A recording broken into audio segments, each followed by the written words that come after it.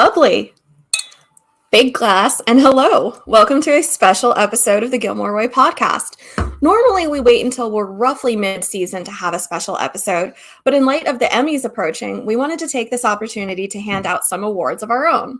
Gilmore Girls was only ever nominated for one Emmy, which is a travesty, for Outstanding Makeup for a Series, which it won in 2004 for Festival of Living Art. We think it's a damn shame this show wasn't nominated for more awards, so tonight we're going to hand out a few of our own. And we'll use any excuse to get fancy. Any excuse. Any excuse. But before we get to handing out our honors, if you could do all the YouTube things like subscribe, comment, share, we would be eternally grateful. The algorithm gods will be happy. Then they'll thank us. Exactly. And then thank you. So we're going to kick things off tonight with... Ooh, fittingly enough, we are starting off with Best Cold Open. Mm-hmm.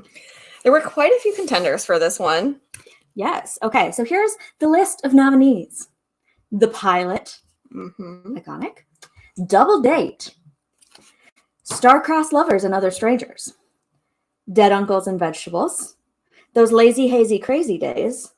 Luke Can See Her Face. And You Jump, I Jump, Jack. This is a tough category to start out with because it could go so many different ways. Where do you think this award should fall?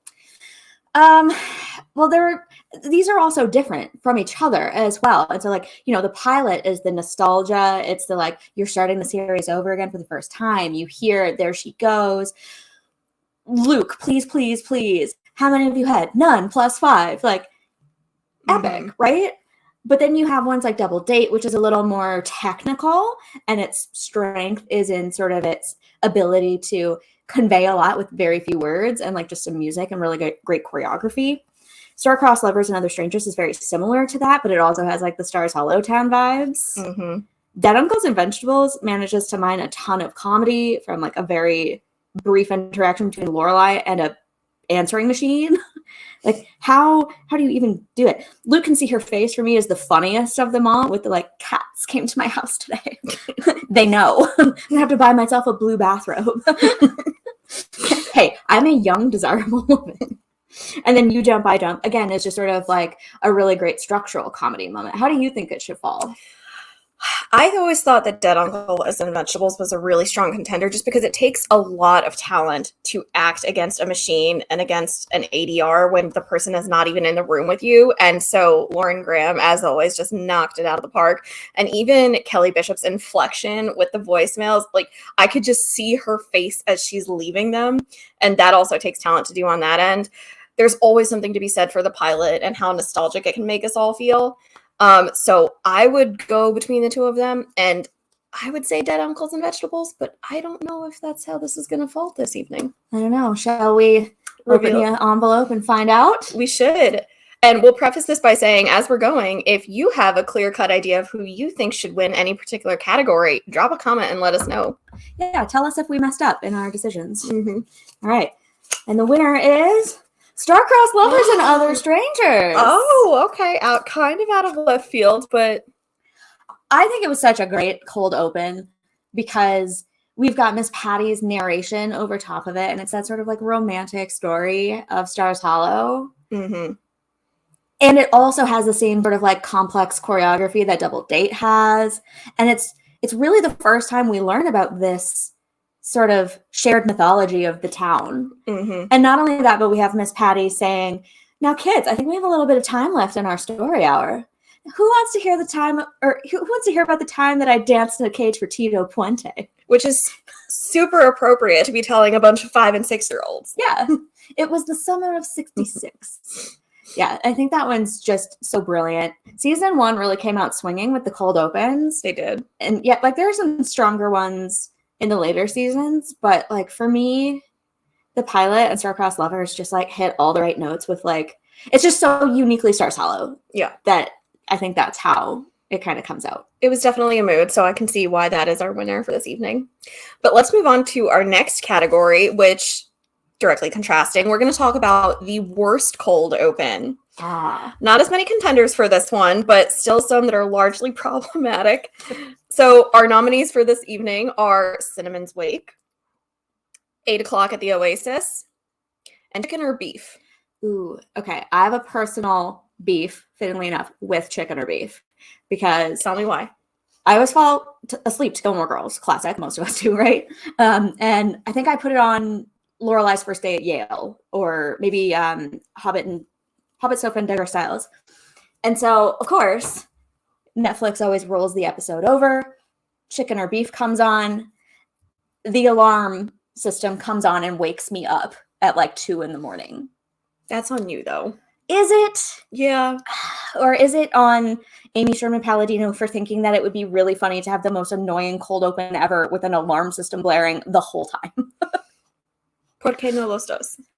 However, I will personally say that when you have a cold open that is directly referencing Nazis and making light of a person passing away, it's going to be a real hard pass from me. And even though I think they tried to insert it in a comedically written way with the sarcasm behind knowing Nazis, behind associating with them, and then Emily kind of throwing Lorelai's own joke back in her face, which is a classic Emily M, thing to do. It doesn't mean it's right or that it's funny or appropriate. And I shudder to think how that would be received if that was on television now. Yeah, I don't think you could get away with that. Like, I don't even know if we can say that word on the internet without being flagged by the YouTube backend. We might have to bleep that out. Yeah. Because, but, and then we have 8 o'clock at the Oasis, where Luke is a huge misogynist and is like grossed out by women breastfeeding. Do better, Luke. Yeah. That's all we have to say. Like, you really dropped the ball on that one. Very distasteful. Yep. And again, it's played for comedy, where it's just like, I don't know. They're all pretty bad. But okay, who won? So our winner this evening for worst cold open, Cinnamon's Wake. Unsurprising. Again, it's the whole N-word thing, I think, that really the other N-word that really had this episode and this cold open digging its own grave. Yeah. Also, Claudia, we're here for you. Cool. She's your father's aunt's sister's girl or something, or father's mother's sister's girl, which to makes you, her... that makes her nothing. It's a really complicated line to even remember. Jeez. Yep. All right. Ooh, next up, best costumes. So we have the Lorelai's First Day at Chilton. Again, iconic. Daisy Dukes, cowboy boots. We may or may not have replicated that in the past. We have. It's also the first actual sighting of the full Chilton uniform, which I personally love. I think they did a great job on the uniforming. Romeo and Juliet, with Lorelai making the Elizabethan dress for Juliet. Lazy Hazy Crazy Days for the barbershop duodecet. And the tap dancers and the jackets and the yellow pants, and even Lorelai's red lace top is glorious in that episode. Yep. They shoot Gilmores, don't they? I don't even think that one needs explanation. No, probably not. Last week fights, this week tights. The Renaissance wedding costumes. You Jump, I Jump, Jack. Life and Death Brigade with the linen suits and the dresses, the tuxedos, the ball gowns. And we've got magic to do with both the USO fundraiser and the dance recital at Miss Patty's. Yep. All right. How do you think this one should go? A lot of strong contenders here. I think there's everything to be said for We've Got Magic to Do. It was costumed well for the period that it was trying to reflect. So I felt like I was very much in, a World War II or post-World War II feel of celebration. So I really appreciated how the costumes reflected that. Lorelai's First Day as Chilton is good, but it's kind of like your basic everyday wear when you forget to do your laundry. It wasn't really anything that was ensembled well. It was kind of just pieced together as if you were actually having like a bad laundry day. Yeah. Which is kind of what makes it brilliant in a way, because it says so much about Lorelai and her, like how much she's on top of things. Yeah. And again, it's like the second episode of the series. We don't know much about these characters yet. And so I think it does an interesting job through the costume, and they are able to mine so much comedy from it with the like, dinner 7:00, no spurs please. Yeah. I don't know. I mean, what do you think? Are there any other strong ones there that you feel like could be a contender? I mean, They Shoot Gilmore's is one of the strongest episodes production-wise overall, and the costumes are just magnificent with like Patty and Babette are wearing fascinators, and like Patty's has like a little, almost like a bird cage. It looks like a bird cage with pearls on it. Babette's suit with the scarf, like every extra is dressed up in a pretty dress. Their hair is all done.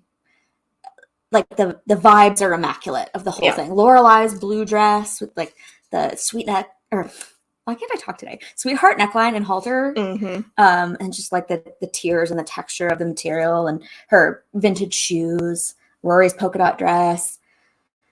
I don't know. This is a tough one for me, but like the Renaissance wedding's also super strong. So I don't know. If you have a thought, who's gonna win this one? Let's find out. And the award goes to Last Week Fights, This Week Dates. Interesting. Okay. Those Renaissance wedding costumes were really next level. Like, as great as They Shoot Gilmore's was, this sort of feels like people going out and shopping for their own things and finding whatever fits the vibe. Whereas the Renaissance wedding is very much like, these are people who put a great deal of effort into their outfits. Like, we know people who do cosplaying and Ren fairs and all of these things, and it's a lot of work and a lot of money. So the fact that they have these like beautiful corseted dresses, and go back and watch that scene and look at the hats. Of course, Amy Sherman Palladino is going to have amazing hats. Like, right behind Luke and Lorelai, there's this woman wearing sort of like this crescent velvet burgundy hat, and it's stunning. And so I think they just really took it to a next level of detail and precision. Of course, it's not really necessarily going to be accurate, but then again, a lot of people at the Ren Fair, it's more about the spirit than the accuracy. So, I give major props to all these people who are just so into the sort of like historical reenactment stuff that these are things they already own. So I think it was a really strong one, and that's why it took home the trophy tonight. Well, can't win them all sometimes. But moving on and following up Best Costuming, our next category this evening is going to be Best Hair and Makeup. Primed out a little bit. Yeah. So our nominees for this one, one's got class, the other one dies. Again, iconic, and it has to be here. They Shoot Gilmore's, don't they? And once again, repping, we've got magic to do. Oh, yeah. A lot of overlap. It's like some of these episodes are just very, very well done. So I guess starting off with the first one, the purple hair is obviously iconic, although she does backtrack on it pretty quickly. So, but it was bold of her to even do it for the brief amount of time that she did. That was a very, very big step for Lane to take. And it was a statement. You know what I mean? She wanted to make a statement, although the wig could use some improvement. Yeah. Yeah, for a show that probably had the budget that it did at that time, you could have gotten something a little bit better. Purple's tough, but still, it looked very fake. They Shoot Gilmore's, don't they? I mean, again, sometimes there isn't really anything that needs to be said, but just following up on Best Costuming, I mean, I will give credit to everybody for also looking the way they do when this marathon is starting at 6 a.m. in the morning. I feel like I would just roll out of bed just looking like frazzled and just not well put together, but these people just got perky and alive and awake, probably like at 4:30 or 5 o'clock to get that done. So kudos to the efforts that are put forth there. Yeah. And then of course the 40s vibe, but like, not only that, we also have just people in normal clothing who look amazing, like Shira Huntsberger and Emily Gilmore. But all the servers and Rory, again, just the execution on the hair, I think, is next level in that one. So who wins?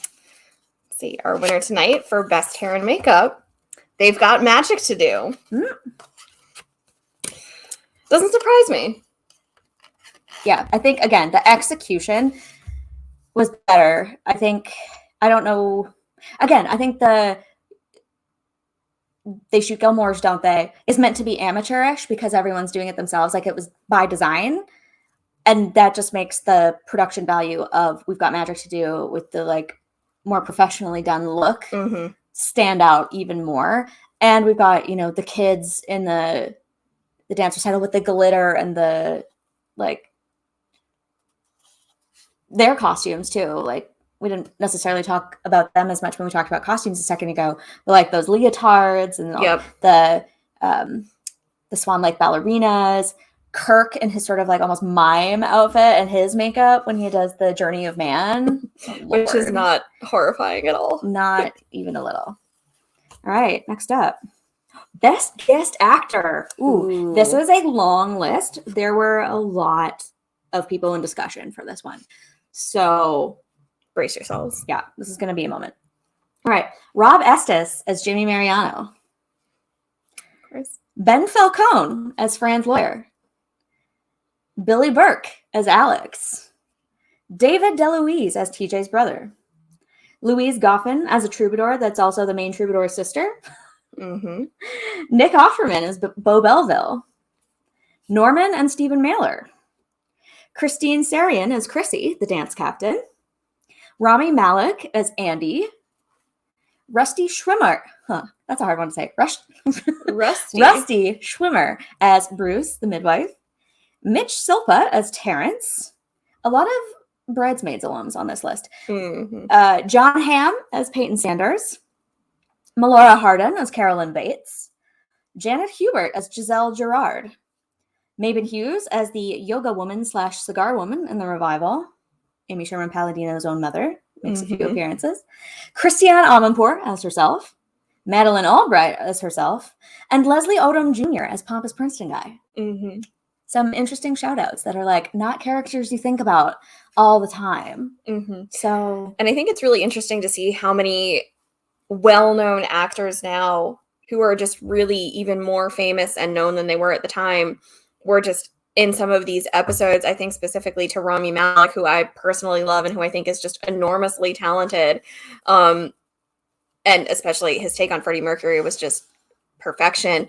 But going back and watching the episode that he is in and just seeing him, even though I don't think it's worthy of taking the award or, top billing or top prize for this one, it's just like a fun little treat when you can go back and see all of those faces that you already know so well now. Yeah, even though most of them are very brief appearances, same with John Hamm. He's really only in 2 scenes, but his presence is very much felt in that episode regardless, and he became like a huge A-list actor. Mm-hmm.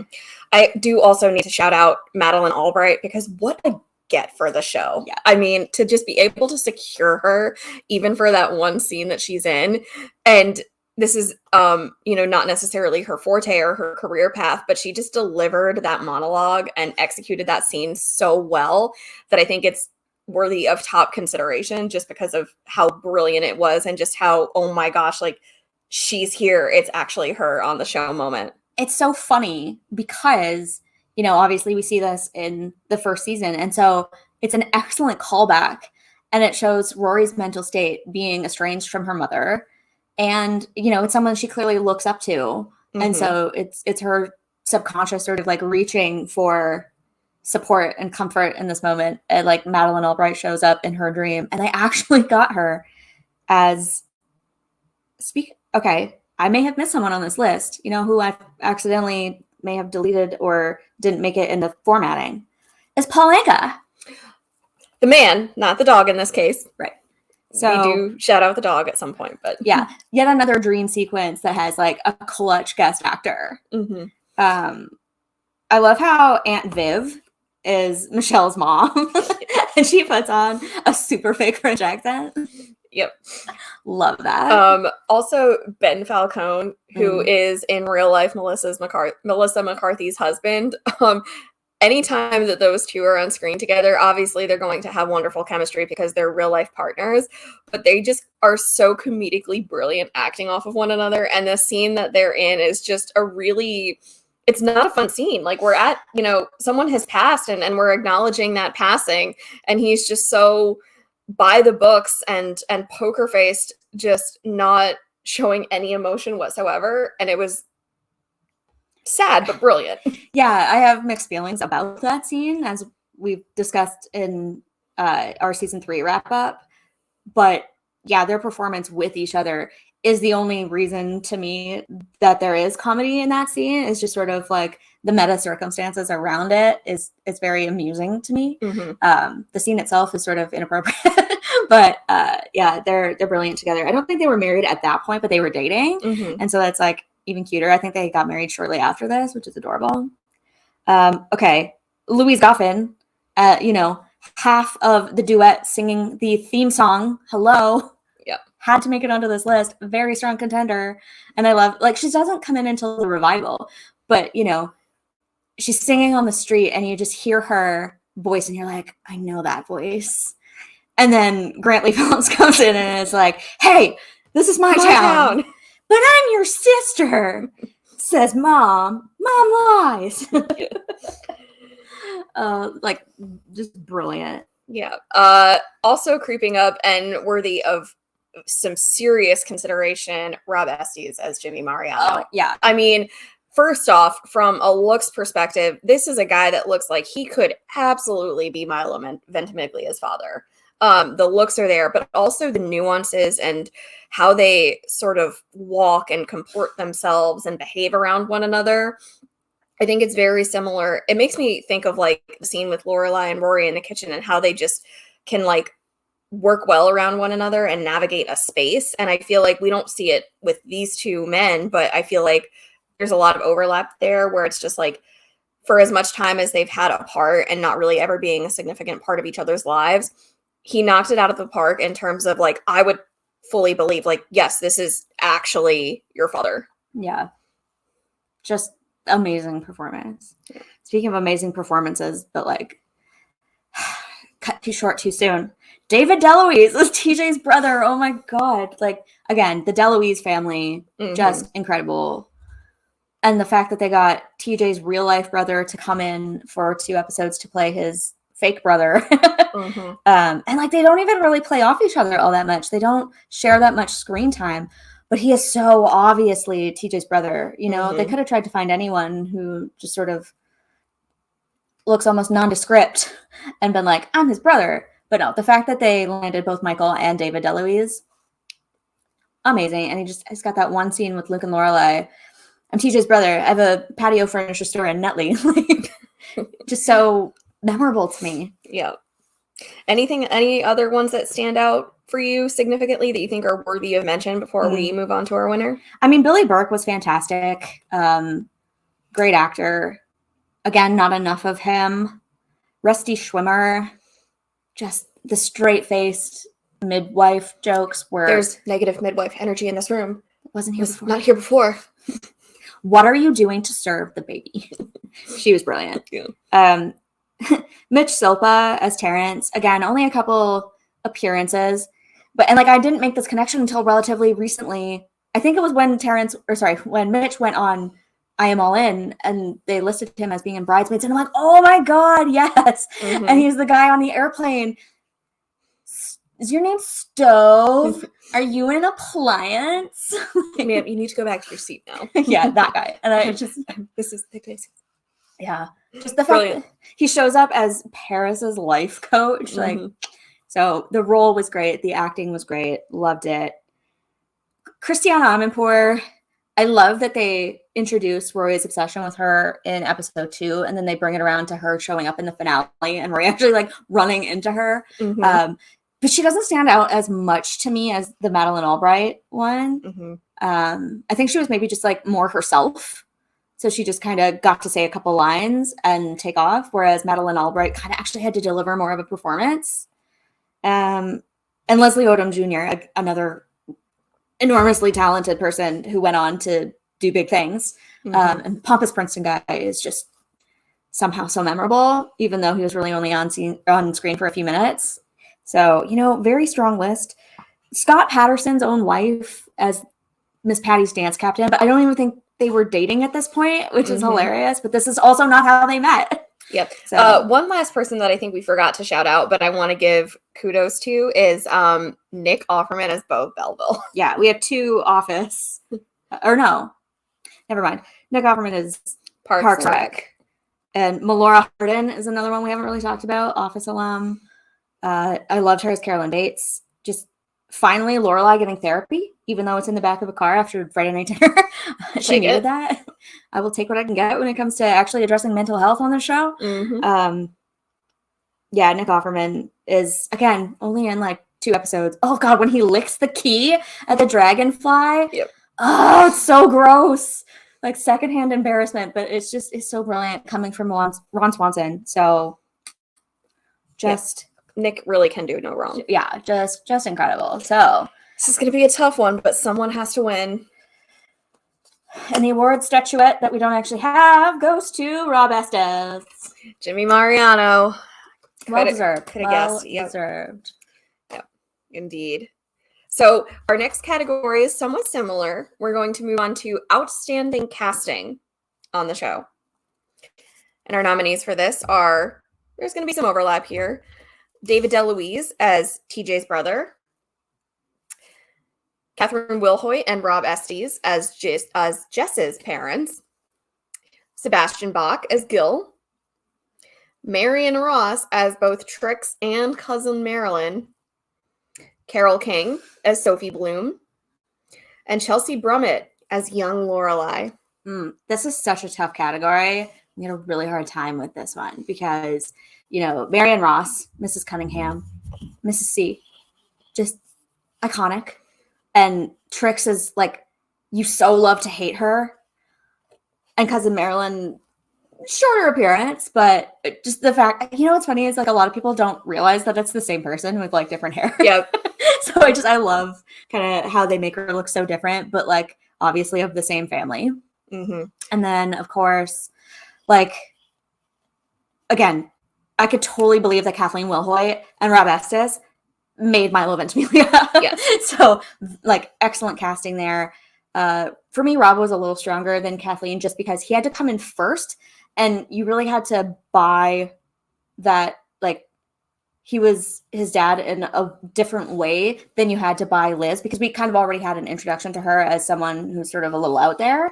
And so she was able to run with it a little more and not tailor her performance so much to Milo's as Jess.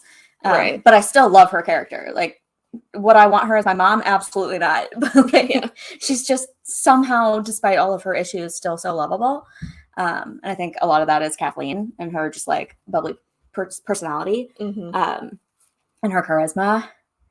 I'm going to campaign hard, and I did before, and I will continue to do so now, for Chelsea Brummett as young Lorelai. She is in very few scenes. We get very brief glimpses of her. I wish to high heavens that we would have gotten more of her as young Lorelai, and if there was ever a spinoff of just that, I would have taken it all day, every day. But I think she hit the biggest home run with just embodying a teenage Lorelai. She just acted it well in terms of a young person who's going through an unplanned pregnancy like that, who is taking on, again, Lauren Graham's mannerisms when they're already so well established. I fully believed that was and could have been young Lorelai. Like, It was just so clear cut across the board, in the same way that Rob is as Jess's father. I could have totally seen a reversal where it's like, I believe this is 16-year-old Lorelai. She just did it so well. Just the nervousness and the anxiety with the teenage pregnancy, of just even it reflecting on her face, knowing that marrying Christopher was not going to be the path for her, and just the scene on the stairwell with them talking about it, and you could just see like she's not going to go down that road. She just acted it and just knocked it out of the park. Yeah. Obviously, I have to shout out David DeLuise again. Just the fact that they were like, you know what we should do is we should just like go knock on the DeLuise's door, basically, and like whichever DeLuise is free, we'll just grab them. So, just fantastic. But drum roll. Outstanding casting. Sebastian Bach as Gil. I love Sebastian Bach so much. I think he injected such a fresh energy in season 4.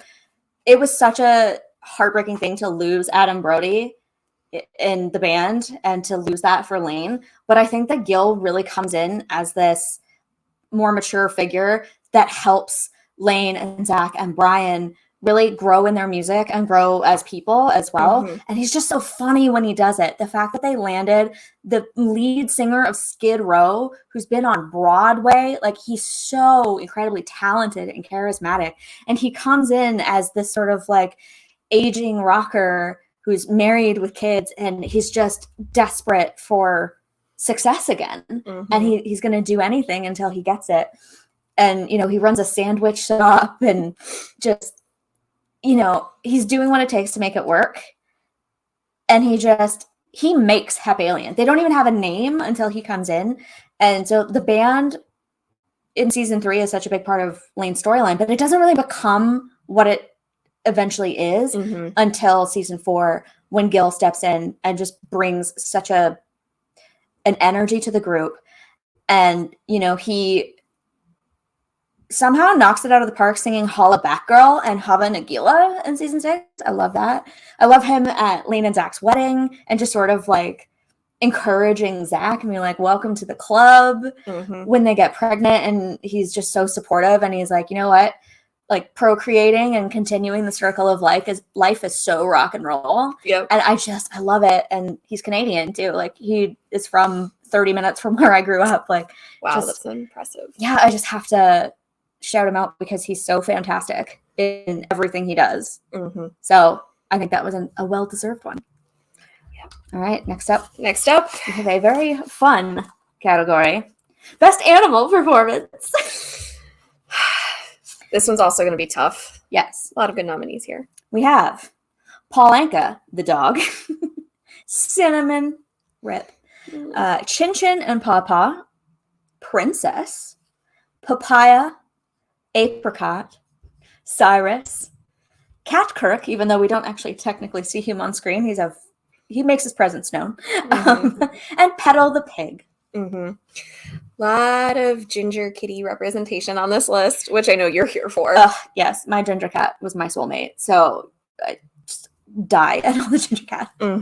So along those lines, I will shout out Cinnamon. Again, Rip. Gone too soon, but still in our hearts. Yep. But when an entire town comes together to remember a cat and to just eulogize and be there for Babette and Maury in that way. When is that ever going to happen, or when have any of us ever seen that happen in our own lives? And I think, you know, it's funny but not funny, but Emily's just like, you're going to a wake for a cat, but you can't attend Claudia, your cousin's funeral. Cinnamon committed presence and for people to show up, and they did indeed. Yeah, the town really came out for them. Chin Chin and Papa are so cute, but I don't think we get enough of them. I think we could have had more. I mean, there's a lot of Michelle talking about them, and obviously the strong focus in season 7 when I think it's Papa passes away. So sad. The dog funeral was heartbreaking. Yep. Princess was a real surprise because she just kind of showed up on the back patio. But her presence really brings Emily and Richard back together. So, like, it just, the dog was so well behaved and so cute. And just, you know, just sat there, come on, dog. Come with me. Oh, just so cute to see them, like, take care of something together. Yep. I also love Petal the pig because, again, in a list full of kitties and doggos, it's nice to have, you know, just a pig make the list. They are just, you know, naturally intelligent creatures and intelligent animals. So you can tell that Petal was just a very smart girl, very well behaved. And I love, like, it's exactly the type of pet that I would not be surprised to see Kirk pick out for himself and assume responsibility for. Yeah. But, like, they're just so good together. And Kirk genuinely is, like, a good parent to Petal and cares and takes and assumes like a good level of responsibility for her. So I enjoyed those interactions. Yeah, Petal is so delightful. And not only is she an actor on the show, but she's an actor in another film by Kirk. So she's like a double actor and just, you know, knocks it out of the park. But the thing about pigs is that, like, she'll grow up to be huge someday, and then it's going to get real interesting for Kirk and Lulu. But you're right. It's absolutely the kind of offbeat pet that they would have. Yep. And, you know, they don't have any kids, so they can take care of a more needy type of animal. And, yeah, it's just so classically Stars Hollow. It's not the first pig appearance, though, because we do have a pig at the pet fair where Pauline gets adopted. Mm-hmm. And Lorelai kind of goes up and touches it, and then it lays down, and it's like, it's very unusual for her to be sleeping right now. So I think that's funny. But yeah, and then we met Sean Gunn in March, and we got the table photos of him walking out of Lorelai's house with Petal, and he signed it from Kirk and Petal. Yeah, so that was sweet. Who else? Okay, Apricot has like 1 second of screen time, which is a crying shame, but we had to shout her out because, my God, is that the cutest flippant kitten you've ever seen? Cat Kirk. Kirk's first seemingly attempt at a pet did not go as well. And that cat was demonic. Yeah, a little bit. But that's what makes it funny. And then Papaya, literally, no pun intended, but pun intended, just coming out of the woodwork. That one kills me because it reminds me of the end of Breakfast at Tiffany's when Holly is like trying to kick Kat out of the car, being like, I don't need you, I don't need anyone. And then she realizes she does need her and goes and searches for her in the rain. And I'm like, I don't care if you get with the guy, I need to know whether you find the cat. Yes. And just the return of Papaya at the end of the episode, like, you haven't seen her and she comes out and she's like all covered in soot. Like, my heart. Ugh. Yeah, that was rough. And of course, Paul Anka the dog, like, so much screen time, so many storylines devoted to him. Just a wonderful actor. You know, he understood the assignment. Yeah, that's, I think, an excellent way to put that. He did a very good job. So our winner, the new award goes to Paul Anka. He was just so instrumental for Lorelai. Well, Rory was estranged, and I love that he was like afraid of stairs and sidewalks and broccoli and his leash, and he lines up her shoes in perfect rows. I mean, the broccoli fear is understandable. It's legitimate. Yeah. So. It's a freaky looking vegetable. You really have to get used to it. Yeah. It looks like a tiny little tree. Who's not freaked out by that? Yeah. So yeah, he's just brilliant. And I love that he like gets his own jersey when they like become sponsors for the soccer team. He shows back up in the revival. Just a heartwarming thing, because like nobody expected Lorelai to be able to do it, and she just shows him so much care, and she sits at his bedside when he's sick, and even Luke rushes him to the vet when he accidentally eats a bunch of chocolate. Just star. And you know you're loved when people are cooking your burgers to the exact perfect temperature that you want. Otherwise, you will not eat it.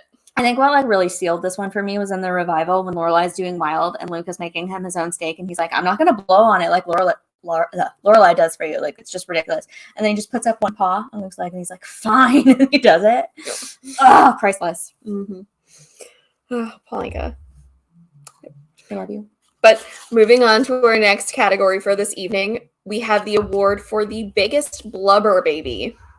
The Oscar for the biggest blubber baby goes to it's Suki line from Festival of Living Art.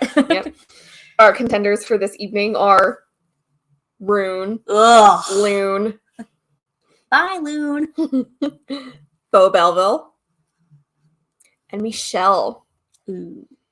Again, very tough category because like this was said about Bo Belleville, so there's definitely something to be said for him taking this one because he was blubbering about things that like weren't necessarily illegitimate. Like he had taken off a bunch of time for work, and the baby was like a week late, and you know, as someone who regularly feels a great deal of capitalist guilt when I have to miss work for anything, I get it. Like, it can be stressful, especially if you're, you know, not in the best place financially. So I don't really, like, blame him for being kind of salty that he's, like, losing out on money he probably needs. Yep. That is a fair one. What is not fair and what was completely unacceptable is Rune's behavior. The Belvilles are just a mess. I think we've all been on dates that just don't go well. I mean, you know, not everyone is going to be compatible or the person that you're meant to be with. But grow up. I mean, at least, you know, get through the date, you know, even if there's not a second or a third or that relationship does not continue on. But don't have a childlike 5-year-old meltdown just because you're not having fun and you just want to spend time with your cousin and you don't care about the two women that you and Jackson are on the date with, and you're just having a hissy fit and demanding to go bowling when your cousin is actually having a good time with Suki. Let them have their date. Just because yours isn't going well doesn't mean that you should just, dump all over theirs and rain on their parade. And his treatment of Lorelai was just also completely unacceptable. He made very inappropriate and mean comments about her appearance, about her height, basically just is ready to abandon her almost as soon as the date starts. And that's fine. Like, if, again, you don't want to continue on to get to know with this person, but at least just get through the evening and, again, just grow up. Yeah, he's like just constantly complaining. It's not even so much like he's having a bad day. It's just an ingrained part of personality, which makes him a very strong contender for this one because like there's no redemption there for him. And, even when it comes in to do the Bracebridge dinner, huge baby about that, just kind of obstructionist in terms of cracking jokes when they're trying to learn their lines and get through this kind of stuff. And, he's annoying and creepy. Like when they're at the French restaurant and he's like beheading the butter swan. Mm-hmm. You're right. He should have just sort of sucked it up for an evening. Clearly he stuck around with Jackson for a while. So like, go bowling next weekend. Just like let him have his moment with this woman that he likes. Just, wingman for your cousin. Yep. Just do it. Yep. And then of course, Michelle is just a drama king 24/7. Yep. You want to answer the phone there, Michelle? I can't. People are particularly stupid today. I cannot talk to any more of them. Which is relatable. You still have to do your job. Yeah. And just the constant whining. Like, no matter what, he's just always got a sarcastic comment or a snipe or an insult at the ready. Like, he regularly insults Lorelai and Suki. And yet, somehow, this is like a dynamic trio that we all stan. I'll still never forgive him for fat shaming Suki. Nor should you or anybody else. But our winner for this evening for Biggest Blubber Baby, Rune. Color me shocked. Yeah, I think it had to go to him. Yeah, no one's more immature than that man-child. Ooh, okay. So now we're moving into more of our like production-y awards. So best choreography. Okay. We have Love Will Keep Us Together from Hammers and Veils. The cute little girls in their white dresses, and then Kirk fat shames them too. Mm-hmm. They're like 8. And he's like, bunch of hoofers. I hope the gazebo will hold their weight. Why did anyone ever think that was funny? I don't know.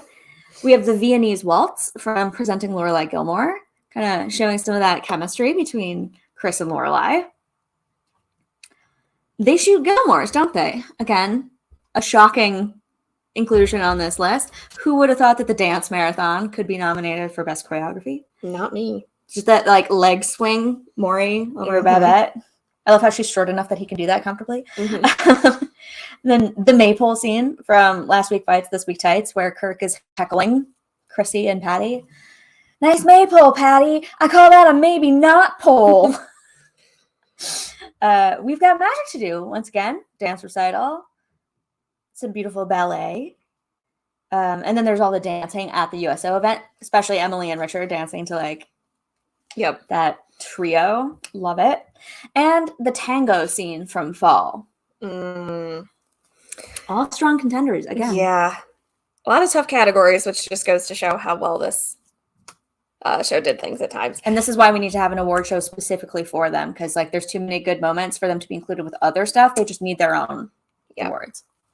I will shout out first and foremost, we've got magic to do because again, Emily and Richard dancing is just a whole mood and a whole moment when, sometimes I think we doubt how well these people get along and how much they actually love one another. And if that care and level of affection is actually there and present within the marriage.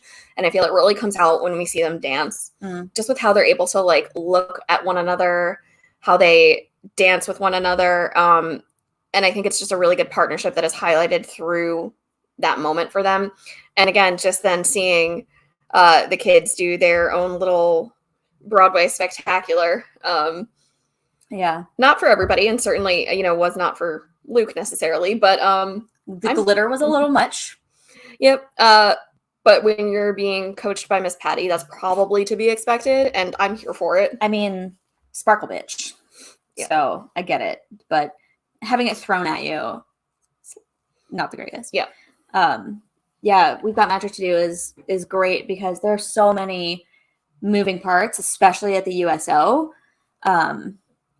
because you've got all the background dancers and the singers dancing, and just, again, a lot of moving parts. Same with they shoot Gilmore's, don't they? A lot of extras who needed to be choreographed separately. So very impressive work. And the fall tango scene, everything is so in sync and beautiful to look at because you've got this sort of, it's not quite aerial, but like the shot from above of all the dancers moving in unison, and then it ending with Logan and Rory dancing and him dipping her. It's just so beautiful. So wonderful. And I love that song too, because I was a big fan of Across the Universe when it first came out. Right. Big fan of all those sort of like Beatles redos. Love it. All right. Yeah. I think I know where this is going, but I can be surprised. So, moment of truth. They shoot Gilmore's, don't they? Classic. I think it had to be that. Yeah. Again, when you have so many extras that you need to choreograph within the scene and the framework, that's no small feat. And that had to be rehearsed extensively just to get put together. So yeah, and of course, it's Kenny Ortega with the High School Musical chops. Yep. Coming in for that dancing. So beautiful. Yep. Our next category, which has quite a few nominees, Best Musical Moment, and we have There She Goes, classic. My Little Corner of the World, Girls Just Want to Have Fun, What a Wonderful World, I Can't Get Started, Lazy Hazy Crazy Days, Then She Appeared, Catch a Wave, The Entertainer on the Baby Pager, Liz's Wedding Troubadour Song, You Never Can Tell, the USO Party Music, and Reflecting Light. Oh, this is a whole list of excellent ones. We debated this one for quite some time as well. Yeah. I feel like The Entertainer on the Baby Pager was just a fun insertion of mine because I thought it was funny. That's one of the songs I learned on the piano back in the day, and it's just so jaunty. And the fact that it goes off during the Festival of Living Art is such a delightful moment. They're like, is she going to flinch again? Yep. I did also love Catch a Wave. We are both significant Beach Boys fans. So I did appreciate seeing that and how it just is so parallel to just showing up in an environment that is so not him. And I think you just get this boppy, upbeat song about how you should, love being in the surf and the sand and all of that. And then it's just Jess being there like, oh no. In his leather jacket, just looking totally out of place. It was like the perfect juxtaposition. Yeah, I agree. Yeah. What else stands out for you? I'm a huge fan of What a Wonderful World. That redo of that song by the Ramones is like, it always makes me smile when it comes on my shuffle. But like, for me, like, obviously Jess loves the Ramones. Like, you can just tell by looking at him that he's into the Ramones. But other than that, I don't know that it's as connected to the moment on screen. And it doesn't have as much meaning to the characters in the moment. It's just a great, like, again, kind of upbeat song to score the moment of Luke coming in with a sledgehammer and just starting to take out that wall, which is just one of the greatest moments of season 2. So that's why that one made the list. Yep. Of course, it can't go without notice. There She Goes from the pilot. I mean, again, it is a whole mood and right in the feels every time you see Lauren Graham walking down that street as Lorelai just going to get coffee. And I think it just it's the perfect song for establishing this who she is and who we're about to get to know really well. I couldn't have thought of or picked anything better to be inserted there. Yeah. I think it would have changed the entire first episode and just how we even feel and perceive this woman. Yeah, I mean, it used to be every day is a winding road. And, shout outs to Sheryl Crow. date us for life. But this one is better. I've always loved this song, and like the Sixpence None the Richer version as well. But the song, like the lyrics are actually about cocaine. So like, yeah, she's fast talking, but it maybe leads us to believe it's not so natural. So that's why I think that one's funny. But Yep. And then the ending of that episode is My Little Corner of the World, and Mhm. it very much speaks to their little bubble and what Stars Hollow represents to them as a little family. So that one is obviously strong. And then you get, I don't think they use the song, but they use that sort of like same type of shot in the very last scene of the show Mhm. to parallel that moment. So it's a very strong association in my mind with the two of them. Yep. Also another one that is just right in the feels, Reflecting Light. Oh, again, another one that's sort of like you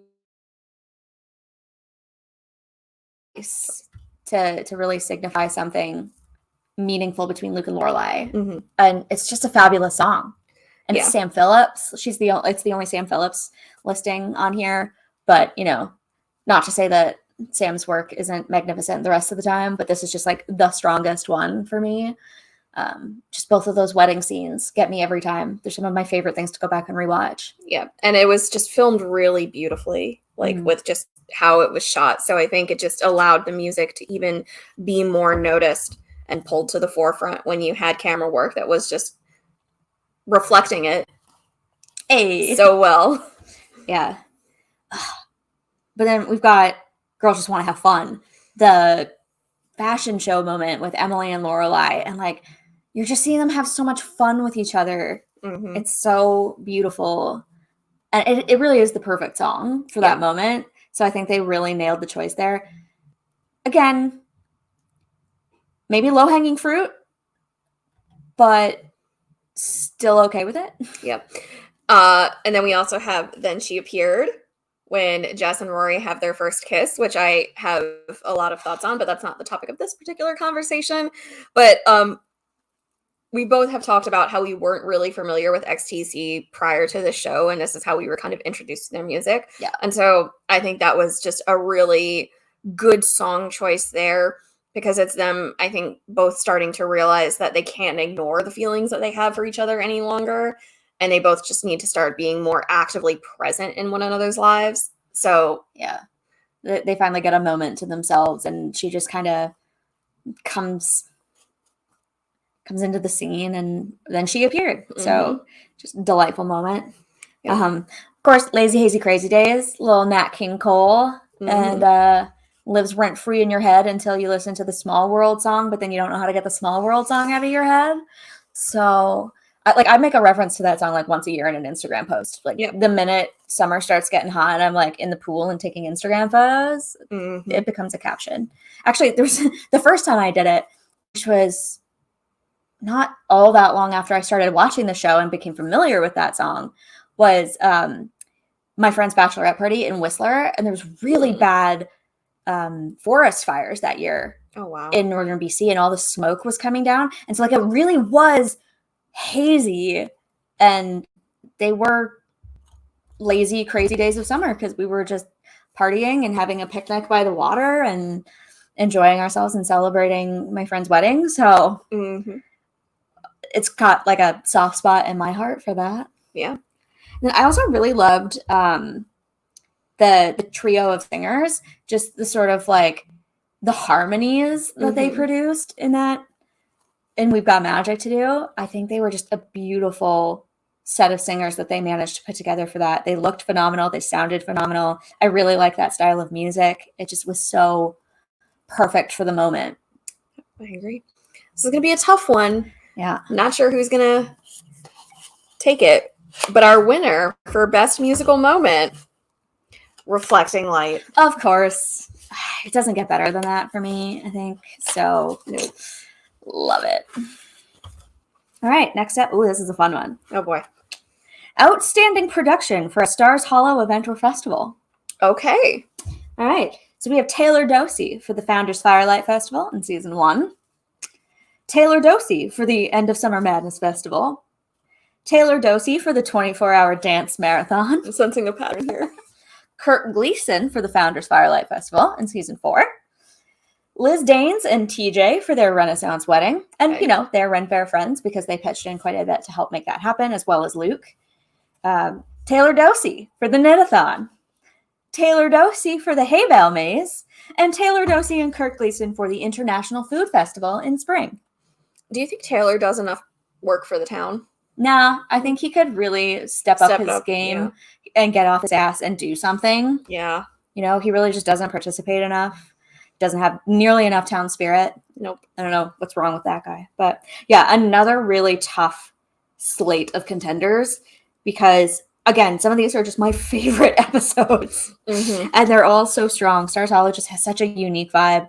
And the fact that they keep coming up with these unique things to do just blows me away every time. Yep. So I'm going to start off with highlighting the Knit-a-thon, which, again, just bouncing off of what you said, very few towns, I think, in 2023 would be hosting an event like that where literally everybody is going to take their Saturday and make themselves free to just hang out in the town square and knit for 12 hours. Knit or go home. But I hate that Christopher, spoilers, but you know, this is spoilers all podcast. I hate that Christopher ruined it by just flaunting money around and just, you know, you took away everything that these people were going to do that day and took away the spirit behind that event. But I love how Taylor was just so type A, even with just, let's count it down. Like, what time is it? Like, are we good to go? And Kirk's just like, you have 20 seconds.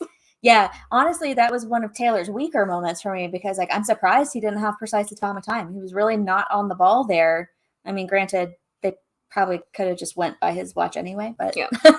Yeah, you're right. Christopher not really understanding the town and coming in and sort of spoiling the fun a little bit was a bit of a downer for that. But the concept and the decor and everything was spot on. I love that line too, where he's like, just because they're decorative doesn't mean they're not sharp. Like, the giant knitting needles and the huge things of yarn, just so Stars Hollow. They really knocked that one out of the park. I also really love the End of Summer Madness Festival. Like, it's sort of the summer answer to their winter carnivals, and this is the first ever one. So this is Taylor being like, we need something for August, and just coming up with a perfect summer carnival. It just looks like the ideal carnival. He even has those, like, the horses from the carousels, but they're freestanding and they're just sort of like placed around, and they look really great. And there's all the tents and the singers and the dancers and the snow cones and the food, and the production of it all is a real feast for the eyes, and it feels very like what summer in Stars Hollow would be like. Just a nice street fair and fun festival food. I'd be down. Yeah, totally. What I might not be down for is a hay bale maze when it is just hay that just has taken over the entire town. The lemonade stand can go. The salty nuts can go. Everything else that we have planned goes because I allotted the entire budget to hay. Yeah, it wasn't one of Taylor's finest moments, but we already know he's a selfish narcissist. So this is absolutely par for the course with him. I think it's so interesting. It's supposed to be a spring fling festival, and he just completely co-opts it. And everybody is mad and like, why did Taylor do this? But it ends up actually being pretty successful. And people are like, this is actually a lot of fun. I love Zach coming in, and he's like all up in his head. He's very like loopy. And he's like, I can smell the hay. So it ends up being kind of a winner, like an unexpected winner for the town. And I love the character moments in it as well. It really kind of throws some characters together. And it's a great metaphor for kind of being at a crossroads and having to choose a direction, because Luke and Lorelai are there with their friendship, and they have a moment of reconciliation in there. And of course we have Rory and Logan being like, factor me in, factor you in. We're at a split in the maze. We're at a fork, and we have to decide whether we're going to go one way or the other, and whether we're going to go together. So it was, you know, a great way to use a town event for character moments as well. Now we have 2 Firelight events. Which one do you think was done better? Ooh, that's a tough one. I think Kirk did a pretty solid job. but it took a lot of effort for him to get there. And Taylor Dosey is just an old hand, so I feel like his experience really helps him out in the first one that we see. And it really is the first big like Stars Hollow festival that we see, and it becomes a real recurring thing. I don't know whether that was kind of always in the plan and they were just waiting for the right moment to drop that, or whether they were like, hey, it would be fun and would seem to fit in this town, an event celebrating their history and their founding ethos. But either way, just that opening shot of Stars Hollow and everyone's walking through it and they're all in a great mood. The town looks gorgeous. The flowers are going up. The twinkle lights are going up. They've got all these shimmery stars hanging from the trees. It's just stunning. Yeah, I would have liked to have been there for something like that. But I also, again, we need to shout out, because it has been noticed on many categories this evening, the dance marathon. That's just one of the strongest episodes on the whole. I mean, they really did no wrong with that episode, and it looks amazing. Yeah.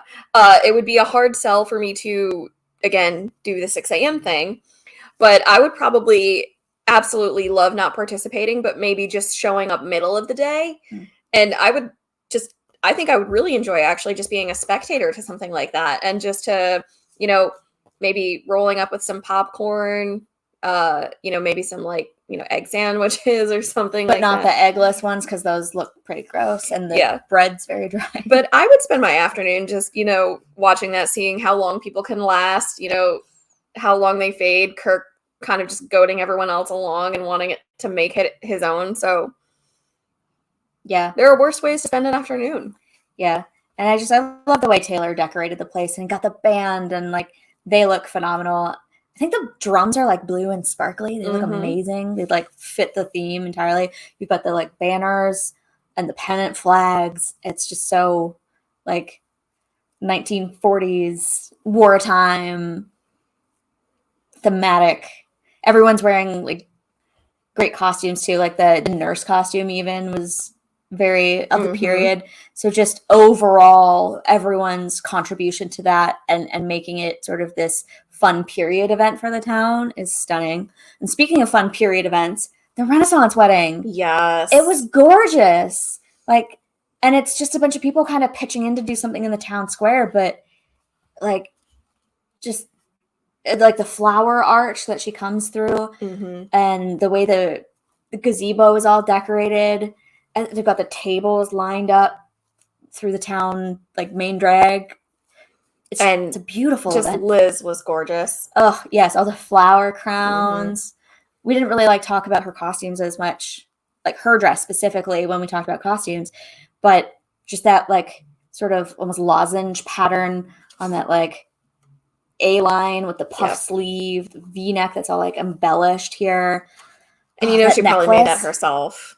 No, I think she bought that, but I think she probably found it somewhere. She says she looks like Vanessa Redgrave in Camelot, and just again the whole thing really comes together with the hair and the makeup and the accessories, the costumes, the town being done up. Everyone really came together to put on an incredible wedding that Liz will actually remember this time because she's sober. So that's a fun one. And then we have the International Food Festival. Right. The first appearance of Mr. Kim. The one and only. Yeah. That one of this list is a little weaker for me because I would agree. A lot of people didn't actually get back to them about it. They promised food from all 198 countries and only a handful responded and a bunch didn't show up. So, not their finest execution, but it was a fun idea. And I'm sure the attendees had a really great sampling of diverse foods that day. Yeah, I think it's also about would this be an event that you would want to attend in terms of I want to go to all of these. Yeah. And that's what I'm saying. Yes. as weak as we say that the International Food Festival is, it's still I would still love to be there. I would enjoy myself no matter what. Yeah. It made the list because it's so fabulous. Whereas the winter carnivals did not make this list because other than the Doggy Swami and the Lorelai's whole thing with Kirk about whether the tarot cards are real, that's really funny. But the events themselves just look kind of nondescript. Like, that's fine. It all goes to Stars Hollow High School. It's great. But being out in the cold, like, that's why I like the Summer Madness Festival better. Like, when it's August, I want to be out in the streets and I want to be like at the street festivals and doing the fun things, but not so much in like January or February. Yeah. So those didn't make the list for me, but the International Food Festival did, because it seems like something the town hasn't done before. Mm-hmm. So again, just like, no matter how long he's been in this town, Taylor still tries to keep it fresh, and he tries to bring in new things and attract new people and do something unexpected. So I really applaud him for his ingenuity with this one, because it was pretty cool. And it's like, again, the first time the Stars Hollow's had any diversity. Yep. Always important. Yeah. Drum roll. Drum roll, please. The winner is the Firelight Festival, Taylor Dosey. Oh, okay. I mean, again, Taylor it's Taylor. As annoying as he can be, he does so much for the town. He loves the town. It is his soulmate and his life partner. Yeah, but just put a clamp on the secret bar. Yeah, that is his one downfall, is like not allowing a bar at Stars Hollow, so that they have to start their own. Yeah. All right, our penultimate category. Yep, we are down to our last two categories for our award special this evening. This may take a minute or two for me to read out all of these, but I'm going to do so because I think it's worth notating all of the excellence that these directors brought to the table. In case you didn't pick up on it, our next category is Best Director. So we have Amy Sherman Palladino, who directed Love, Daisies, and Troubadours, Sadie Sadie, There's the Rub, I Can't Get Started, Those Lazy Hazy Crazy Days, Here Comes the Sun, Ballrooms and Biscotti, Raincoats and Recipes, Wedding Bell Blues, A House Is Not a Home, New and Improved Lorelai, The Prodigal Daughter Returns, I Get a Sidekick Out of You, and Partings. Also nominated, Daniel Palladino for Tick, Tick, Tick, Boom, A Messenger, Nothing More, Say Something, Fight Face, A Vineyard Valentine, and The Real Palanca. And the revivals, both of those. I think they wrote and directed themselves for those. I forgot to put those on the list, but they're in there too. Another nominee, Kenny Ortega for They Shoot Gilmores, Don't They? A Deep Fried Korean Thanksgiving, Face Off, A Family Matter, Written in the Stars, You Jump, I Jump, Jack, Emily Says Hello, Come Home, Let Me Hear Your Balalaikas Ringing Out, He's Slipping on Bread, Dig, Friday Night's All Right for Fighting.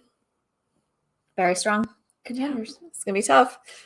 We also have as a nominee Jamie Babbitt for Road Trip to Harvard, Dead Uncles and Vegetables, Lorelai's Graduation Day, Take the Deviled Eggs, That'll Do Pig, Lorelai Out of Water, The Big One, Say Goodnight Gracie, Those Are Strings Pinocchio, Ted Koppel's Big Night Out, Girls in Bikinis, Boys Doing the Twist, So Good Talk, How Many Crow Pogs to Cape Cod, Blame Booze in Melville, The Perfect Dress, Driving Miss Gilmore, To Whom It May Concern, Farewell My Pet. And our last nominee in this category, Chris Long for Presenting Lorelai Gilmore, Bracebridge Dinner, Help Wanted, Haunted Leg, Keg Max, The Lorelai's First Day at Yale, Chicken or Beef, Festival of Living Art, Nag Hammadi is Where They Found the Gnostic Gospels, Scene in a Mall, and Last Week Fights, This Week Tights. Again, just all the best episodes. And these are some of the most prolific directors of the entire series. Mm-hmm. Jamie seems to have the most episodes. And there's some great ones as well. Like, you know, I'm a big fan of Road Trip to Harvard, Graduation Day, Deviled Eggs, The Big One. Ted Koppel's Big Night Out is like one I like to revisit all the time because I just love the Harvard-Yale game. Yep. Perfect Dress, another like favorite of mine. To Whom It May Concern is fantastic. But you know, it's not always about quantity. There's quality, obviously. Agreed. And you know, Daniel has the fewest on this list, but also some of the best, like Tick, Tick, Tick, Boom. Phenomenal. Just the comedy and the drama. Like there's more drama in that episode than comedy, I would say, but like it's all there and it's all flawless. So I think that's such a strong one. Say Something just tugs at the heartstrings. Vineyard Valentine, sleeper favorite for me. Yeah. I don't know. And then, Amy Sherman Palladino really takes a lot of the ones that have sort of pivotal moments for our characters. Yep. And, a lot of these are not only directed by her, but written by her. So very strong entries. Mm-hmm. Yeah, I mean, again, sometimes even though I will echo, even though Daniel didn't have a lot, he does well with what he's given. Jamie Babbitt has a lot of episodes, but I would count him out from taking home this award just because I think, again, sometimes it's not about how many you do, but how strong you can make the episodes that you're responsible for. And I feel like some of these were maybe not even his fault. Maybe it was just the writing or the plot that wasn't backing him up. But he doesn't feel like the strongest contender to me.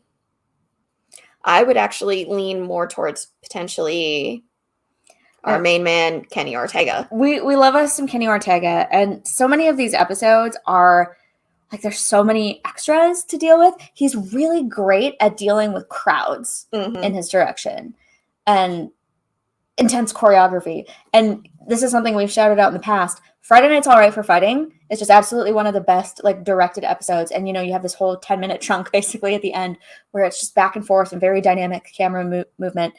And it takes guts and it takes skill to be able to execute a scene like that that has no other comparison in the show, and make it work in a show that's normally very like long tracking shots and sort of long drawn out scenes as opposed to like cuts like that. It's just, it's so interesting. It's great work. It's great performances that he was able to elicit. And of course, you have the episode, You Jump, I Jump Jack, which is, again, just like up there with the best episodes on the show. They Shoot Gilmore's, one of the best episodes they ever did. So I think Kenny's hand had a real strong impact in that. His creative vision really brought some of these major events to life, but also the character work and the performances that he was able to get in these moments. He's certainly a strong contender for me. Dare we say unparalleled? I don't know. It's hard because, again, all of these are nominees because they're just excellent in what they were doing, what they were given. And I want to shout out Chris Long specifically also for Festival of Living Art, because you had a lot of responsibility there in terms of making sure that costuming, makeup, that all of the extras that you were using in regards to people who are watching the festival but also participating, like that was an undertaking that I think goes unnoticed in terms of executing something like that, where there are so many moving pieces to it and so much that has to be done well, and you have to be directing your actors well because it's such a singular sort of shot that you need to get a lot of the time from these people who are posing in the way that they are. So well done to him. Yeah, absolutely. All right, well, moment of truth. Someone's got to win. So our award for Best Director, Kenny Ortega. Shocking, I know. Yeah. Sometimes they are just a little bit of a giveaway. A little bit. And finally, we got a fun category to end off the evening. We're going to give out an award for Outstanding Townie. Yes. I'm here for this. Favorite characters. All right. Another long list, but, I think some of them really stand out more than others. And so some of them barely warrant too much discussion because they're either self-evident or they're just not there as much. But we have to shout them out because just the fact that they're so memorable, despite certain, despite not seeing them so much or whatever. Yeah, that says something, that they're so ingrained in our psyches that they still make this list, even though we barely see them. All right, our nominees.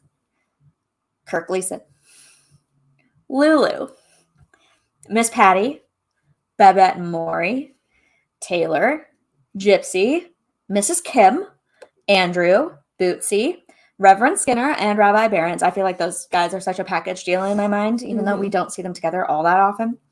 Fran, Tom, Joe, the pizza delivery guy, Caesar, Al, Mrs. Cassini, and Eastside Tilly.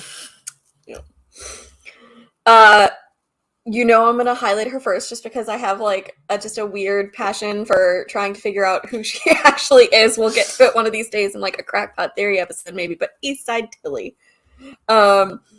She just seems like an unseen chaotic force to the town who's just, wreaking havoc on it with gossip. And of course, I'm going to be here for that all day, every day. As if the town's not chaotic enough. She just brings this like whole other energy. And they talk about her in such an interesting way.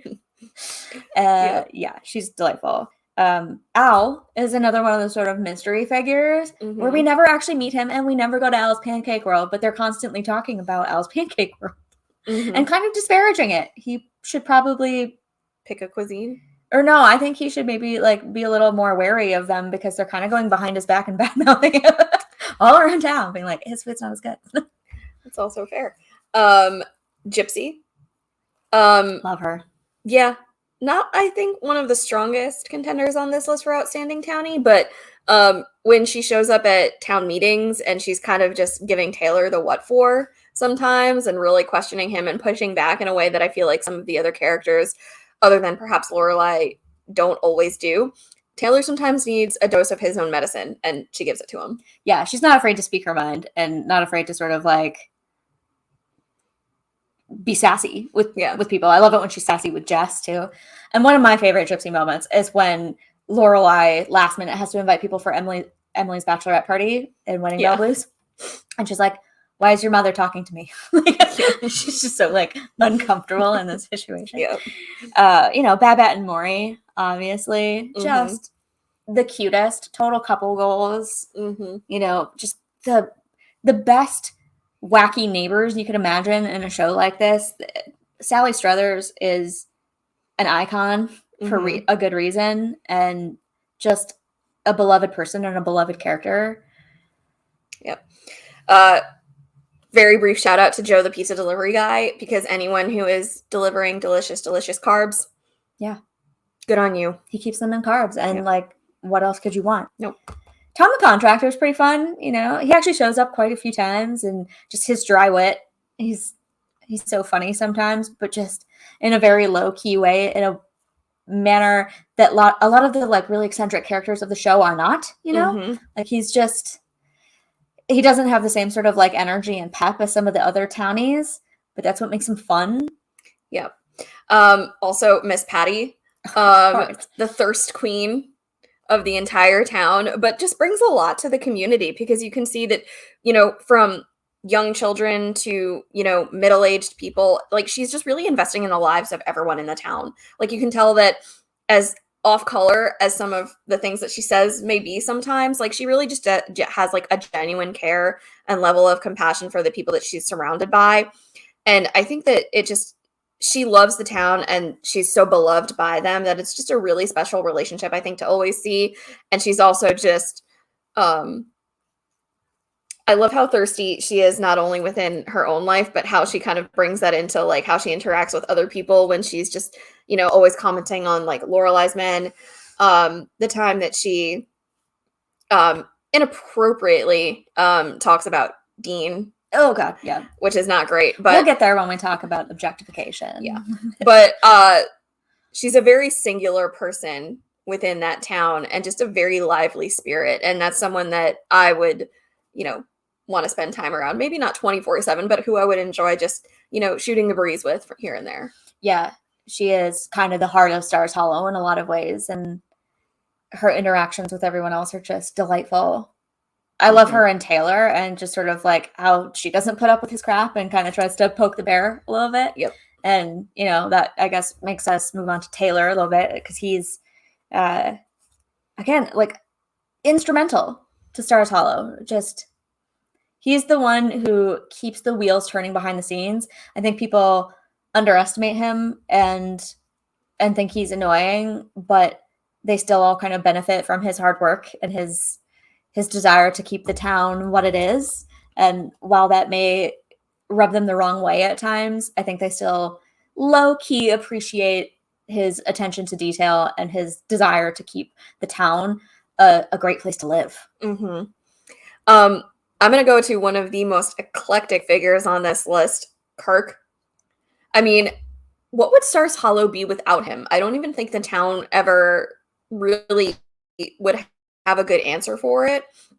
And I think that his individuality is so undervalued by them, where they just see him as like the oddball, maybe like not like a black sheep, but just like the weird one in town, like who's just offbeat, off color, who does things like, hang out inside a box above the town square for hours on end. But I feel like Stars Hollow would not be what it was if he wasn't so there and present in the town. I mean, he does pretty much every single job underneath the sun for the people of Stars Hollow, whether it's working at the beauty shop, whether it's working at the movie theater, whether it's, delivering the mail. Stars Hollow, I think, would founder if Kirk was not a part of that picture. Yeah, I absolutely adore Kirk and his comedy that he brings to the town. Like he's so weird, but in the absolute best way. And Sean Gunn knocks it out of the park. Totally, brought the physical comedy that, is only rivaled by Melissa McCarthy in the show. And I just think he was such a fun addition to have that sort of jack of all trades, everyman in town. And there's so much that they got out of that. And I love that he's sort of like under Taylor's wing a little bit. And he's like, I think he's my father. His relationship with Luke is actually quite touching as well. And I love them in season 4 when Luke encourages him with Lulu and when they're at the Dragonfly testing weekend. Yep. And he's like, I have night terrors. And then he comes running down the stairs naked with a pillow. Yeah. And interrupts the first kiss. And Luke has to stop kissing Lorelai and chase after him. Just some of the absolute iconic, best, funniest moments of the entire show are from Kirk. A film by Kirk. Just everything is delightful. Yep. I also do want to shout out an individual who did not have as many jobs as Kirk, but who did have a very important one, and that is Caesar. Because when Luke's not around, Caesar's going to be the one that keeps you in coffee. Exactly. Which does not go unnoticed. And he really was just a nice person, but a really good employee. And Luke was very lucky to have him working for him. When Luke needed to have a dark day or whether he needed to take time off from the diner, it was Caesar who really kept the place up and running and who assumed all of that responsibility. And he was just kind and courteous and compassionate to the people of Stars Hollow. Again, just a good worker.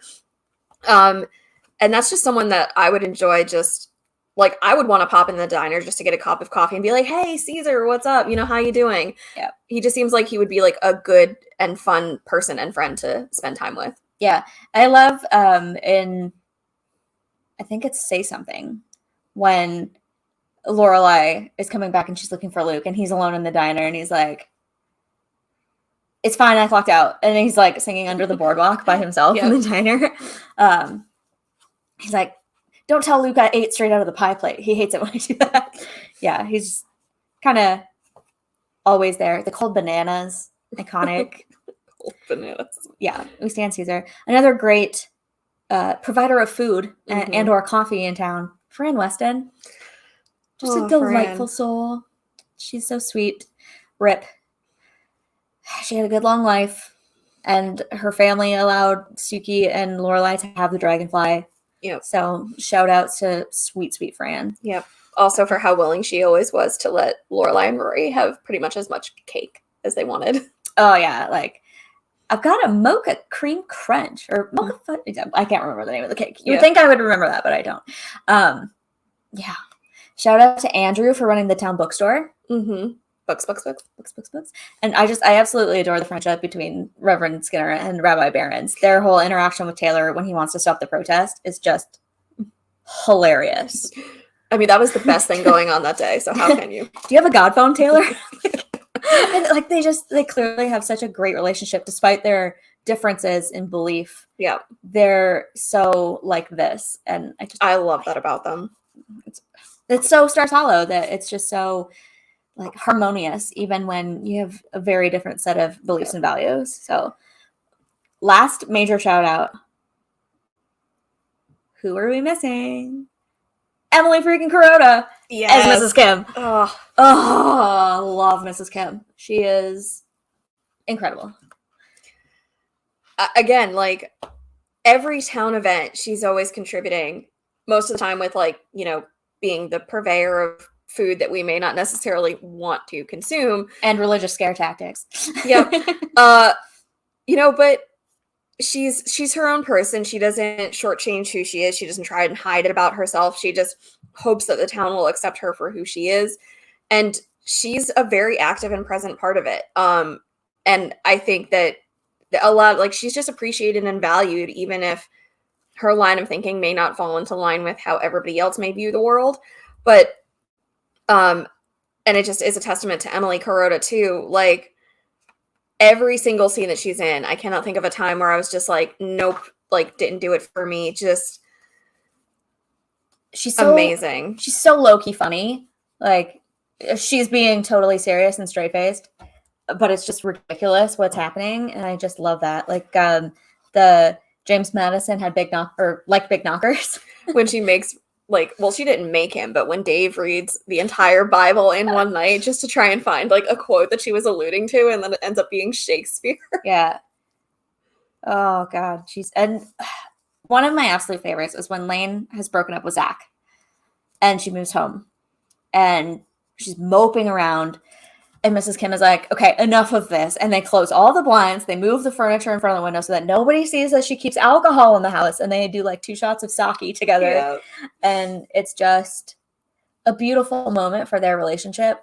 As different as she and Lane are, she eventually really does get on board and embrace Zach. And just, her planning the wedding, and her involvement in that. Mm-hmm. Her being so supportive when Lane gets pregnant, just being so happy that she's going to be a grandmother. Their arcs together are some of the most satisfying in the entire show. And it's this other side of motherhood and daughterhood that we see that's not that's not Lorelai and Rory or Lorelai and Emily. Yeah.